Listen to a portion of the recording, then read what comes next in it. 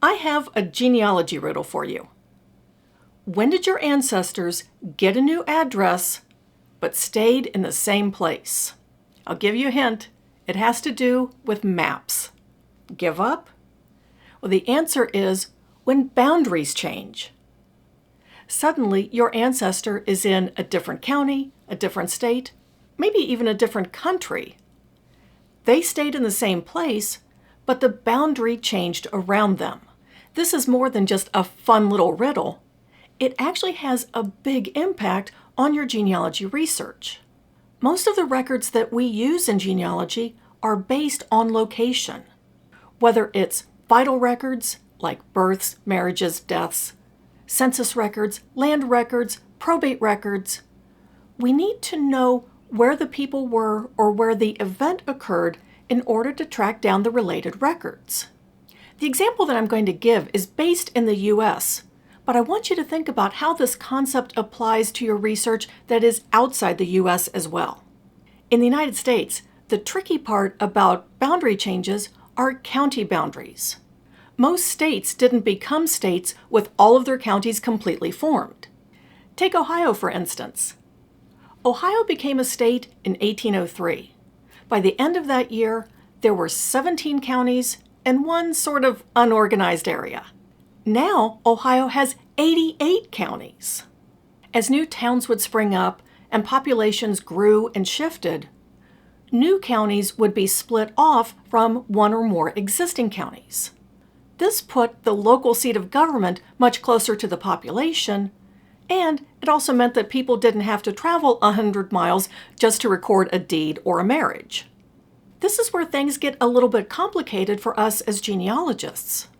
The records for that county are only going to go back to the creation of that county.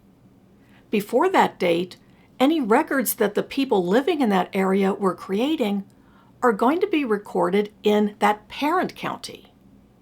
And in just a minute, I'm going to show you a couple of resources to help you figure out what those parent counties were. Let me give you an example of how all this works. When I'm researching families in Perry County, Ohio, I know that I'm not going to find any Perry County records before 1818. That's because Perry County wasn't formed until 1818. That area that became Perry County had been part of Fairfield, Muskingum, or Washington County. Some of my families actually lived in what became Perry County. But if I'm trying to find their earliest records, if I'm trying to find all of their marriages, if I'm trying to locate all of their land records, all of their probate, I know that anything before 1818, I'm going to have to look in either Fairfield, Muskingum, or Washington County. Think about how this might play out in a search. Let's say that you found Christian Miller living in Noble County, Ohio in 1860. Great! Now you want to find him in the 1850 census. Well, because Miller is a ridiculously common surname, you make that search very specific for Noble County, Ohio. You run the search and you get 0 results. It isn't necessarily because Christian Miller wasn't living in the area in 1850. It's because Noble County, Ohio wasn't formed until 1851. So searching for him exactly in Noble County, Ohio in 1850, you're not going to get any results because Noble County wasn't a thing yet. If you do that search again, but you take out Noble County, now you get some results that you can work with. It isn't just census records.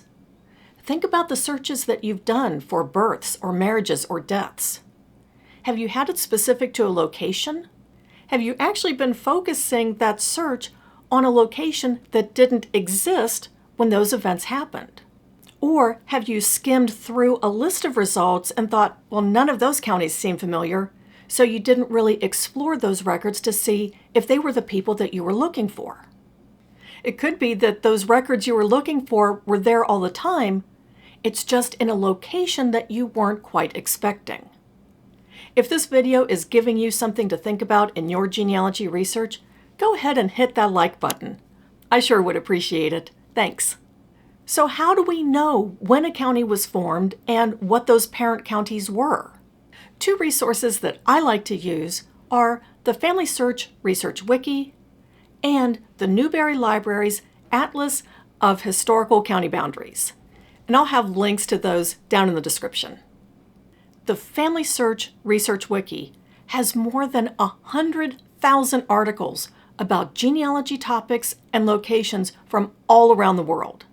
If you want to know when a county was formed and what counties it was formed from, just look for that county in the Research Wiki. If I'm doing research in Wells County, Indiana, I can go on the Family Search Research Wiki and learn that Wells County was formed in 1837 and that its parent counties were Allen, Delaware, and Randolph counties. That tells me that before 1837, I need to be looking in one of those other three counties. The other resource that I really like for these changing county boundaries is the Newberry Library's online Atlas of Historical County Boundaries. It's easy to use. First, select the state that you're interested in. I'm going to choose Illinois. There are interactive maps, there's an index. Now, I love a good map, and the interactive map feature on this site really is pretty cool. But honestly, the part that I like the best is the individual county chronologies. Let's say I'm interested in Coles County.